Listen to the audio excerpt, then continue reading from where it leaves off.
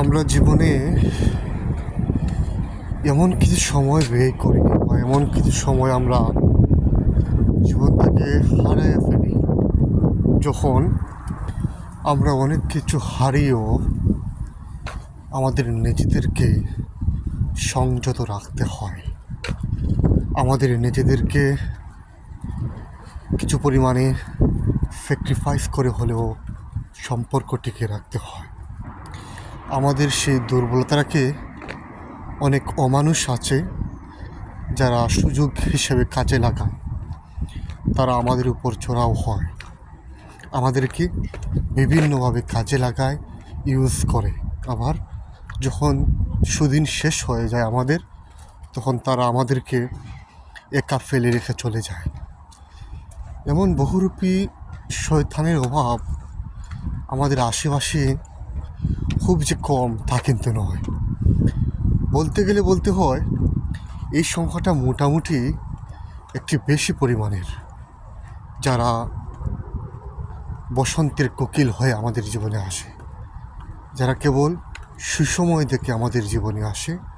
দুঃসময়ে তারা কখনোই কোনোভাবেই আমাদের কাছে আসে না, আমাদের দুঃখের অংশীদার হয় না, আমাদের দুঃখের সাথী হয় না।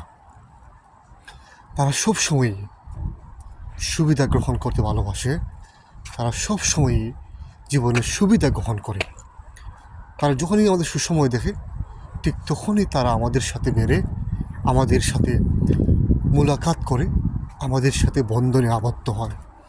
আবার ঠিক যখনই আমরা দুঃসময়ে পতিত হই, ঠিক ওই মানুষগুলোই আমাদের থেকে অনেক দূরে সরে যায়। এমন অভিনয় করে যেন মনে হয় তারা জীবনেও কোনো দিনও আমাদেরকে দেখেনি বা তারা আমাদেরকে চেনেই না। এমন কিছু অভিনয় তারা করে, যে অভিনয়গুলো তখন আমাদেরকে অনেক বেশি পরিমাণে ভাবায়। আমরা হতবিহ্বল হয়ে যাই যে আসলে ওই মানুষগুলোকে আমাদের সুসময় থাকা সেই মানুষ কিনা। আমরা অবাক বিস্ময়ে তাকিয়ে থাকি। ওই মানুষগুলোকে আমরা চিনতে পারি না। আসলে ওই মানুষগুলো কি আসলে সেই মানুষ যারা আমার বিপদে আমার পাশে না এসে কেবল আমার সুসময়ে জিন্দেগির কিছু সময় তারা ক্যাপচার করে নিয়েছে।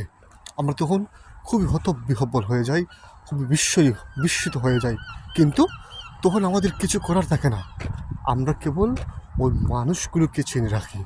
কারণ এই চিনে রাখা ছাড়া তখন দুর্দিনে দুঃসময়ে আমরা আসলে কিছুই করতে পারি না। সুতরাং আপনি আপনার সুসময়ে ওই সমস্ত মানুষকেই মূল্যায়ন করুন, ওই সমস্ত মানুষকেই আপনার আশেপাশে রাখুন, যারা আপনার দুর্দিন এলে কখনোই আপনাকে ছেড়ে যাবে না। ওই সমস্ত মানুষকে আপনার জীবনের সুসময়ে আপনার আশেপাশে বা সারাউন্ডিংয়ে রাখুন। আশা করি আপনারা বুঝতে পারছেন। আজকে এই পর্যন্ত। আসসালামু আলাইকুম ওয়া রাহমাতুল্লাহ।